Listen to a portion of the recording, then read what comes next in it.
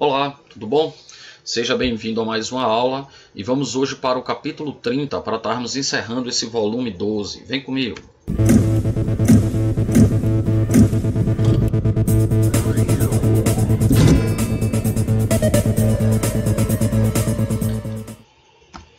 Capítulo 30, página 48, falaremos agora sobre Estatística 2. Lembrando que já falamos sobre Estatística 1 no ano passado.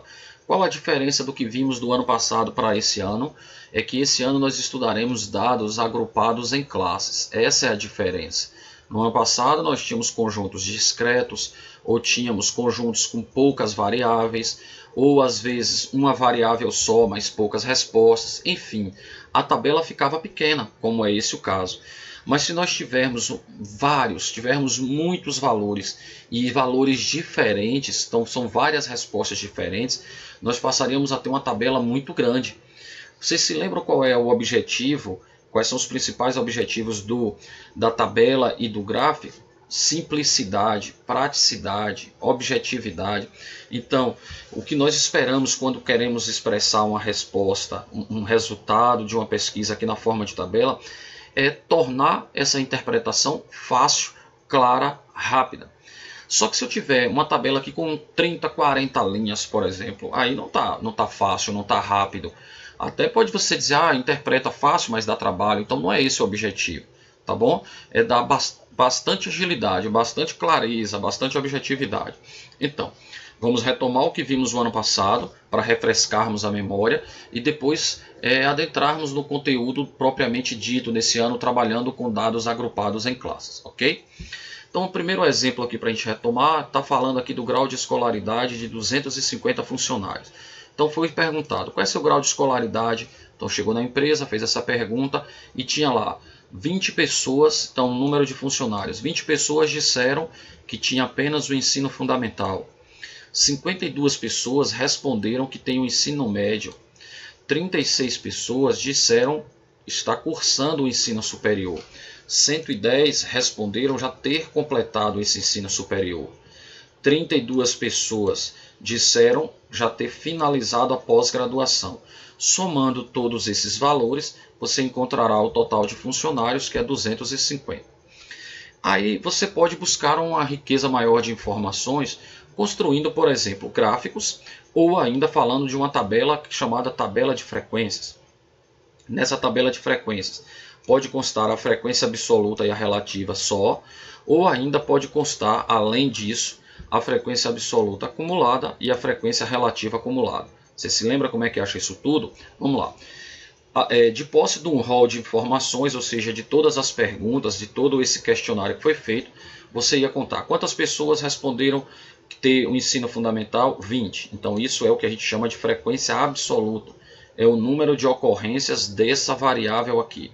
Aí você vem 52, 36, 110, 32, totalizando 250. Para achar a frequência absoluta acumulada, o próprio nome já diz, você vai acumulando, você vai somando, você vai juntando respostas. Então, no ensino fundamental só tinha 20, então o acumulado até aqui é 20. Quando você junta o ensino fundamental mais o ensino médio, você vai ter um total de 72. Então, esse mais esse, 72. 72, quando você juntar com o 36, que é a galera do ensino superior incompleto, você vai chegar num acumulado de 108. Somando com o 110, que representa o ensino superior completo, você acumula 218 funcionários, que quando você somar com o 32, você chegará no 250, que é o total. Já a frequência relativa, esse termo relativo, justamente ele está dizendo para a gente que isso vai ser em relação ao total. Então você pode expressar isso em porcentagem, que é o caso que está aqui, ou poderia ser em número decimal. Se lembra disso? Então, como que você acha esse 8%? Você pega a frequência absoluta, multiplica por 100 para você expressar isso em porcentagem e divide pelo total, ou seja, FA vezes 100 dividido pelo total. 52 vezes 100 dividido por 250 dá 20,8. 36 vezes 100 dividido por 250 dá 14,4. 110 vezes 100 dividido por 250, 44%. 32 vezes 100 dividido por 250 dá 12,8%. Essa soma deve ser 100%. Ocorre que às vezes não encontra exatamente o 100%, porque vai depender da aproximação que nós encontramos aqui. Então, de quantas casas decimais estamos trabalhando. Se aparecer várias casas decimais, é interessante que você trabalhe com pelo menos duas, tá bom? Para que você chegue no valor bem próximo ao 100%. E bem próximo, estou me referindo a um 99,9%. Não é dar um 98, um 99. 98 significa que você fez errado. 98 está muito distante do 100 para esse tipo de análise aí, tá bom? E a frequência relativa acumulada, como é que nós encontramos? Usando o mesmo raciocínio que empregamos lá para a absoluta acumulada. Esse mais esse totaliza 28,8, mais esse 43,2, mais 44 dá 87,2, mais 12,8, 100%, que vai bater esse número com esse aqui, tá bom? Na análise de gráficos, nós teremos nos eixos, se lembre disso, em um eixo teremos a frequência, seja ela absoluta ou relativa. Nesse caso aqui, como ele está falando de número de funcionários, isso é frequência absoluta. Então 20, 52, 36, 110, 32, ou seja, a altura dessas barras representa a frequência, seja ela absoluta ou relativa. E aqui no eixo horizontal temos as variáveis. Poderia acontecer o contrário também, poderia você trazer essas informações para esse eixo e essas informações para o eixo de baixo, aí você teria um gráfico de barras horizontais que dá no mesmo. É só uma questão de escolha, uma questão de estética, nesse caso aí, o que você preferir ou para estar variando.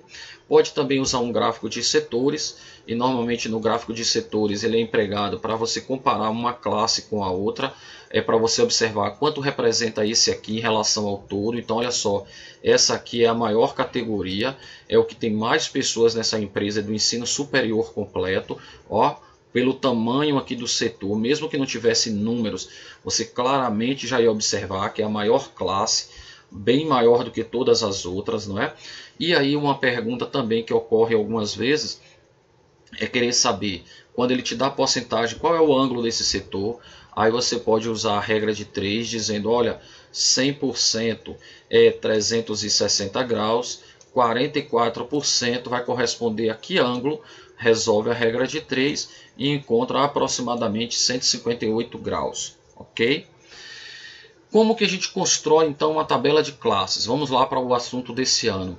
Como que a gente constrói uma tabela de classes? Então o primeiro passo é fazer a pesquisa, e aí você, de posse dessa pesquisa, então esse rol de informações, e aí você vai organizar. Então é você que vai escolher como você vai apresentar para o seu chefe, por exemplo, uma pesquisa que você fez.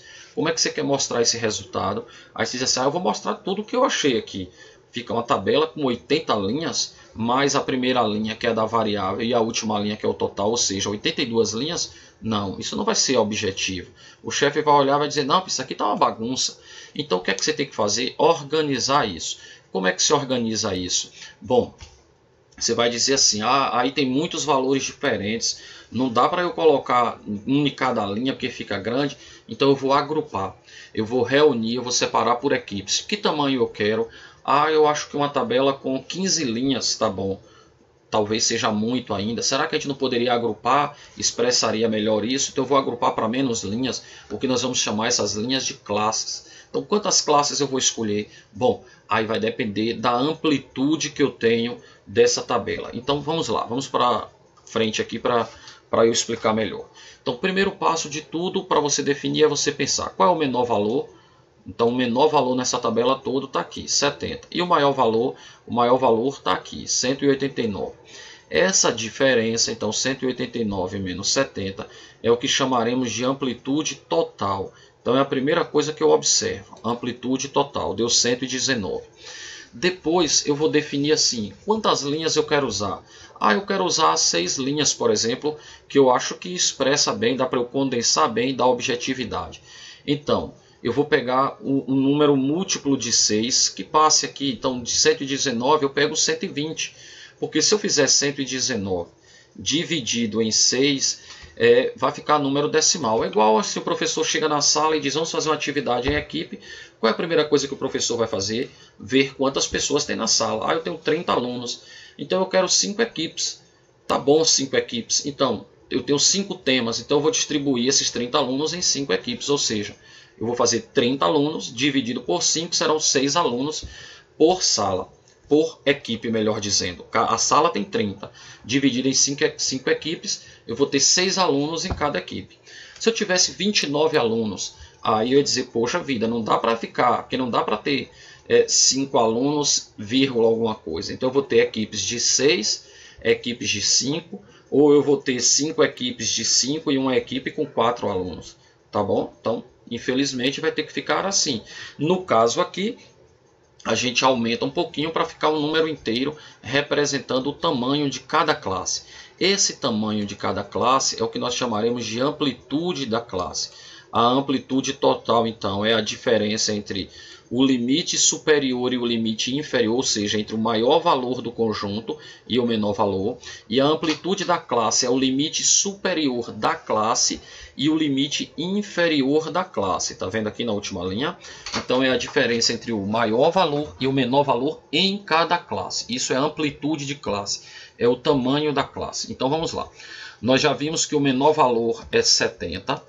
Já definimos que usaremos 6 classes, ou seja, 6 linhas. 6 linhas além daquela primeira da variável e da última do total, tá bom? 6 linhas constando os números, eu estou me referindo, constando as informações. Já definimos que cada classe vai ter um tamanho 20. Então, a primeira classe vai de 70, que é o menor valor, mais 20, 70 mais 20, 90. Então, vai de 70 até 90. A próxima vai do 90 até o 110, do 110 ao 130, 130 a 150, 150 a 170 e de 170 a 190. Observe, 190 é maior que 119. Então eu peguei aqui, eu tenho que ter aqui um número que seja maior do que esse, nesse tipo de situação. Que tipo de situação eu estou me referindo? Quando nós tivermos um intervalo fechado à esquerda, que é o que está aqui, olha o símbolo, intervalo fechado à esquerda, então eu tenho um colchete virado para dentro, o intervalo está fechado, ou seja, o 70 faz parte do intervalo, e no caso do 90, que eu tenho um intervalo aberto, então o 90, ou seja, quem está aqui é o limite, mas ele não faz parte desse intervalo. Aí você diz, como é que fica o número 90? Observe que o 90 está aqui, nesse intervalo seguinte e fechado no 90. Então, o número 90 faz parte desse. O número 110 vai fazer parte dessa classe. O 150 dessa. O 170 dessa. E o 190? 190 não tem, se lembra? 190 a gente pegou e aumentou. Por quê? Porque a gente tinha aqui um 189. Então, eu peguei um número que ultrapassasse esse 189 para eu garantir que todos os valores ficarão atendidos, ficarão contemplados aqui. Então eu tenho o menor e aqui o maior, eu peguei alguém que passasse dele para que todos ficassem contemplados em todas as classes. Tudo bem? Então, quando formos construir a tabela de frequências, faremos. Anotaremos aqui a variável, aí anotaremos aqui as classes. Então, de 70 para 90, 90 para 110, 110 para 130 e daí em diante. Observe, antes de eu dar seguimento aqui, que temos outras maneiras de representar. Então, além daquele colchete fechado para dentro e colchete aqui fechado, virado para dentro, que representa fechado, e virado para fora, que representa aberto, o mais comum é a gente usar essa simbologia aqui, ó, uma linha horizontal e uma linha vertical. A linha vertical indica que o intervalo aqui está fechado à esquerda e aberto à direita. Aqui o intervalo está fechado à direita e aberto à esquerda, e aqui fechado tanto à esquerda quanto à direita. Mas o mais comum de você observar é esse modelo aqui, fechado à esquerda e aberto à direita. Mas então, quando você for analisar uma tabela que já está pronta, você vai ter que olhar em primeiro lugar logo esse símbolo, para saber se o 90 faz parte dessa ou da de baixo, tá bom?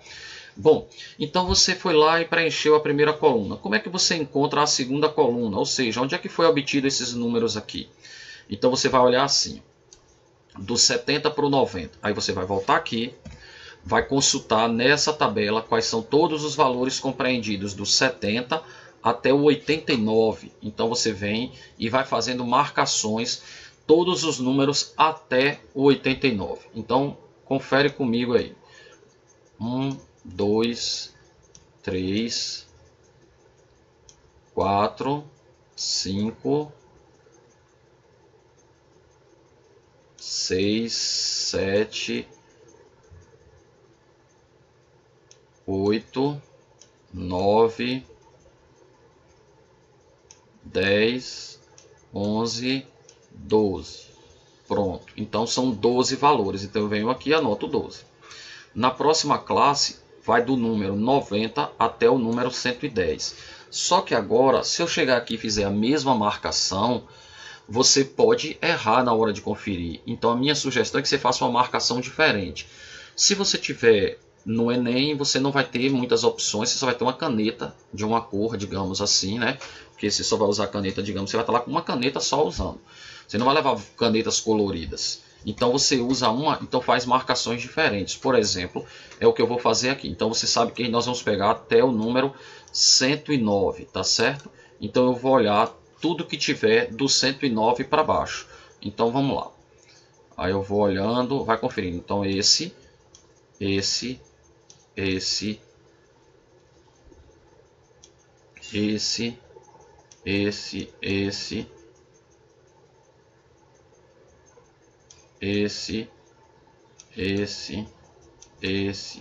aqui, mais um,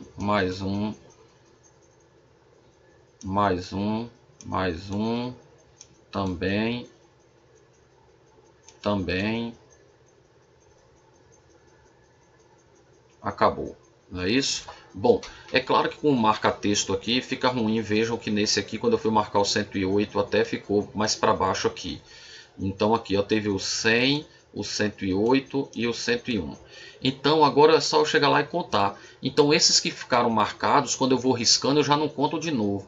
Tá certo? Agora eu sugiro que na hora da prova você nem risque tudo aqui para cobrir, para que você não veja mais. Faça uma marcação assim, uma linha embaixo do número, ou uma linha em cima, ou um xizinho do lado, uma bolinha. Faça sim, use símbolos diferentes. Você usa um triângulozinho para contornar essa figura, enfim. Então vamos lá contar aqui, 1, 2, 3, 4, 5, 6, 7, 8, 9, 10, 11, 12, 13, 14, 15, 16, tá vendo? Então 16 eu venho aqui e anoto. Aí eu vou fazer o mesmo para os outros, que é claro, não precisa ficar fazendo aqui. Mas aí você vai lá olhar, do 110 até o 129, quantos tem? Você vai encontrar 18 números. Do 130 ao 149 você vai encontrar 20. Do 150 ao 170 você vai encontrar 10. Do 170 ao 189 você vai encontrar 4. Esse total deve chegar em 80. Caso você chegue aqui e não dê 80, como você fez aqui marcações diferentes, você pode voltar e conferir cada um. Não precisa olhar de novo, você conta para ver se você anotou lá errado ou se foi porque você contou errado. Então é fácil conferir, tá bom? Feito isso, preenchida essa tabela da frequência absoluta, você vem para a frequência relativa. Como que faz? Encontra esse valor, você já fez, pega esse número, multiplica por 100, divide pelo total, 15%. 16 vezes 100 dividido por 80, 20%. E segue até encontrar todos que deve somar 100%. Tudo bem? Bom, outro exemplo. Então vamos ver mais um exemplo. O do IDH de cada capital brasileiro referente ao ano de 2010 está representado. Então eu não vou expressar esse resultado aqui, mas observe que o IDH está em ordem decrescente. Então já tenho aqui 847, 845 até o inferior, que foi em Maceió, o menor de todos, que é 721. Daí ele diz assim, complete essa tabela e vamos usar aqui 3 classes, então 1, 2, 3 classes. Ele já deu para a gente o tamanho da amplitude que quer, então a amplitude de cada classe é 0,05 e é para começar do 0,700. Então já está aqui, 0,700 com mais 0,05 dá 0,750. Então quando eu pegar aqui e somar esse valor, vou repetir aqui e vou somar com 0,05, eu vou encontrar a próxima classe, que é do 0,750 ao 0,800. Repete o 0,800 e soma, vai até o 850. Preencheu, primeiro passo é preencher essa coluna, ou seja, a coluna da variável. Agora vamos para a frequência absoluta. Então é só olhar, de 700 a 750 tem quantos? 6, isso já estava preenchido, né? Aí você vai olhar do 750 a 800, quantos tem? Então você vai voltar lá, ó, do 750, então até aqui já estava preenchido, tá vendo? Ó, 1, 2, 3, 4, 5, 6, tá vendo? Daqui para baixo, 6. Aí do 750 até o 800, então 805, então 800 está aqui, antes desse. Então, ó, 1, 2, o 9, 11, 12, 13, 14. Então, opa, voltei errado. Então, aqui 14, tá bom? E agora, quantos faltam? Eu posso conferir lá se quiser, ó. 1, 2, 3, 4, 5, 6, 7, né? Ó, 7, mas também eu poderia ver, aqui já tem 20. Para chegar no 27, faltam 7, tá bom? Então, uma tabela que está parcialmente construída é ainda mais fácil. Frequência absoluta acumulada, como é que a gente faz? Soma esse com esse, bota aqui, né? 6 mais 14, 20. 20 mais 7, 27, que é o total. Como é que acha a frequência relativa? Pega a frequência absoluta vezes 100 e divide pelo total. Deu 22,2%. Foi assim que foi feito esse cálculo. E esse, você vai fazer 14 vezes 100 dividido por 27. Vai dar 51,9. 7 vezes 100 dividido por 27. Vai dar 25,9. Como é que acha a frequência relativa acumulada? Esse mais esse, 74,1. 74,1 mais 25,9, 100%. Bom, a tabela toda preenchida serve para quê? Para fazermos interpretações, fazermos uso dela. Isso não é só para passar o tempo, tá certo? Isso é para você buscar informações, como, por exemplo, responder a essa pergunta: qual era o percentual de capitais que apresentavam IDH inferior a 800? Então, 800 daqui para cima, ele perguntou, ó, qual o percentual. Então, eu já posso direto olhar aqui, ó, porque foi esse que foi até 750 e esse que foi até o 800. Então, somando esse com esse, é onde a gente encontra a frequência absoluta, frequência relativa acumulada, ou seja, 74,1, tá bom? Bom, vamos lá. E como é que a gente constrói o gráfico? Nós já falamos de gráfico lá para o conjunto discreto, e no caso do conjunto de classes, como é que a gente vai fazer? A gente vai construir esse tipo de gráfico chamado histograma, tá certo? Então nós vamos construir o histograma. Então o que é um histograma? É você fazer uma espécie de gráfico de barras, só que essas barras não ficam separadas, elas ficam justapostas. Significa que o limite superior dessa classe é já o limite inferior da seguinte. Então você tem, ó, 70 até 90, do 90 para o 110. Por isso que você já aproveita o número para já usar na próxima classe, tá vendo? E a altura aí é a mesma ideia lá do gráfico de barras. Isso aqui pode ser a frequência, que pode ser absoluta ou relativa. Então isso aqui pode estar em porcentagem ou em valores absolutos, tá bom? Então, em um eixo, observe que foi dado aqui um distanciamento. Não precisa começar aqui da esquerda exatamente. No caso do histograma, o mais comum é que você dê um espaço, tá certo? Para depois construir esse espaço aqui, não precisa estar numerado, aí você começa a numerar daqui. Bom, aí você diz, olha, então meu gráfico começa no 70 e vai de 20 em 20. Então, significa dizer que as larguras no histograma elas sempre são iguais. Se lembre que isso também não é regra. Se lembra que eu falei que as amplitudes de classe não tem obrigação de ter a mesma amplitude, mas é o mais comum.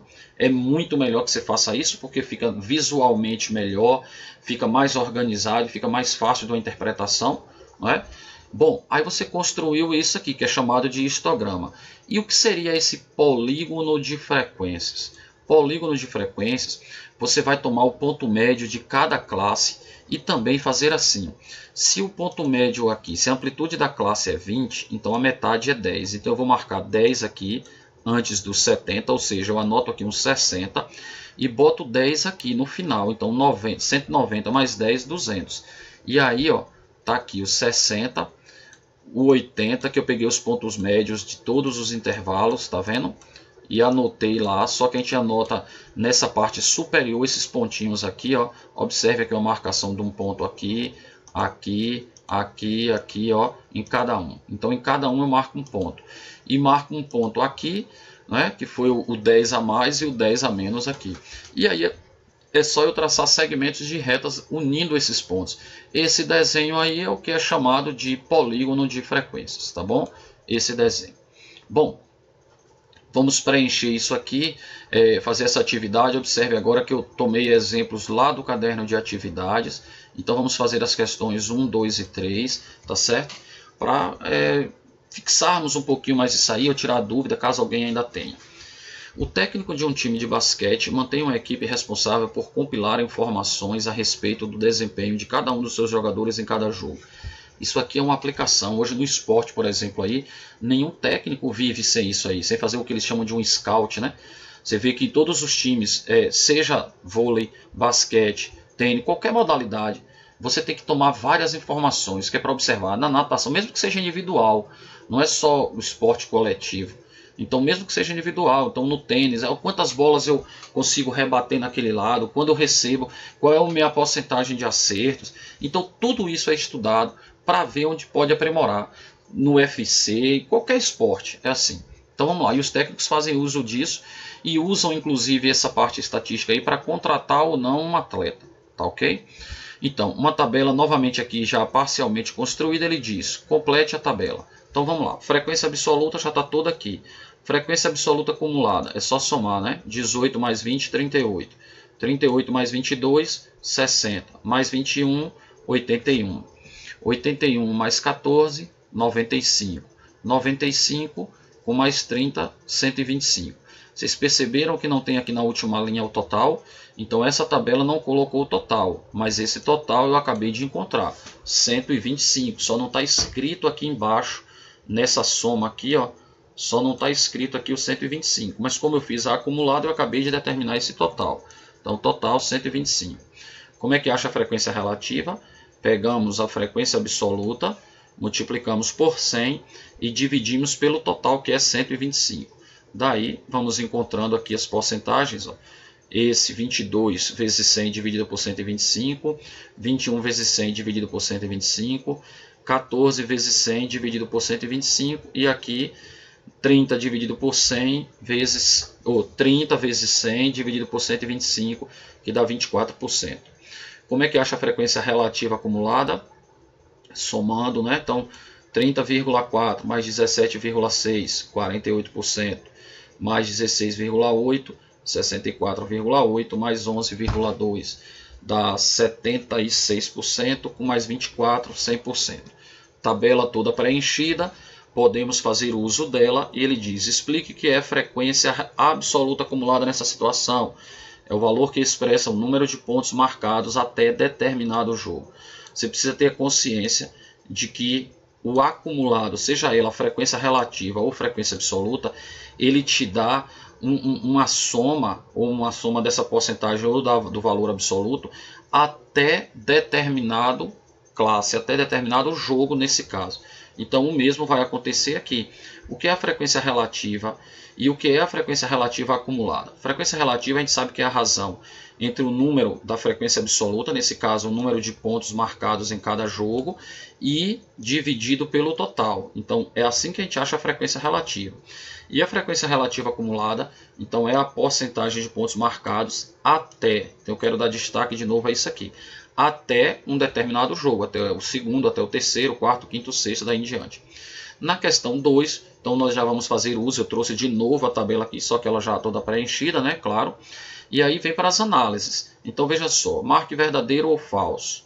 Então, verdadeiro ou falso.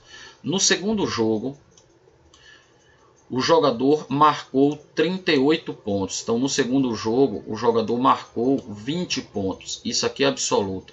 Então, assim, até o segundo jogo ele já marcou 38. Mas aqui diz assim, ó, no segundo jogo. Então não foi até o segundo jogo. Por isso, falso. Osmar Telo marcou 125 pontos nos 6 jogos. Então agora ele está dizendo que o acumulado foi 125. O acumulado de fato foi 125. Mais de 50%, então mais de 50% dos pontos assinalados pelo atleta nos 6 primeiros jogos foram marcados até o terceiro jogo. Então, quando ele fala porcentagem, já está mandando eu olhar na coluna da frequência relativa. Quando ele disse que é o número, a porcentagem até, então ele está falando da frequência relativa acumulada. Então, até o terceiro jogo ele já tinha marcado 48% e isso não é mais que 50%, por isso falso. 76% dos pontos assinalados nos 6 primeiros jogos foram marcados no penúltimo jogo. Então, no penúltimo jogo, ele marcou 11,2%. 76% é o acumulado. Então, aqui foram marcados até o penúltimo jogo, aí estaria verdadeiro. Mas como ele falou no penúltimo jogo, então isso é falso. A tabela mostra que do total de pontos marcados pelo atleta nos 6 primeiros jogos, 24% foram assinalados no último jogo. No último jogo, 24% verdadeiro.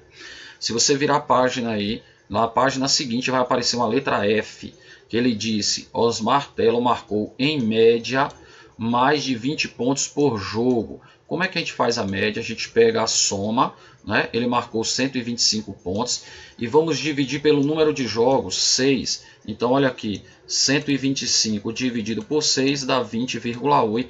Ele disse que marcou mais de 20, então verdadeiro. Aqui são as justificativas das alternativas anteriores, eu já fiz isso com vocês. Terceira questão, assinale entre os gráficos a seguir aquele que corresponde ao número de pontos marcados por Osmar em cada partida nos 6 primeiros jogos do campeonato. Nessa letra A, aqui temos jogo 1, do jogo 2, observe aqui, ó, vamos analisar o eixo, então jogo. E isso aqui, número de pontos, 18 na primeira, 36 na segunda, não, ó, foi 18, 20, 22, então eu tenho que ter um gráfico que conste esses números aqui. Isso não está na letra A, isso está na letra B, tá vendo aqui? No primeiro jogo marcou 18, no segundo jogo ele marcou 20, no terceiro jogo ele marcou 22 e daí em diante, ok? Bom, esses 3 foram os 3 exemplos que eu trouxe para vocês. Agora vocês deverão resolver as atividades das páginas 53, 54 e 55. Além disso, as questões da hora do estudo, a questão 1 e a questão 2, ok? Então, resolvam essas atividades, tá bom? Então resolvam essas atividades aí. Eu vou passar as atividades lá no grupo depois, eu vou anotar tudo direitinho para não ficar dúvidas.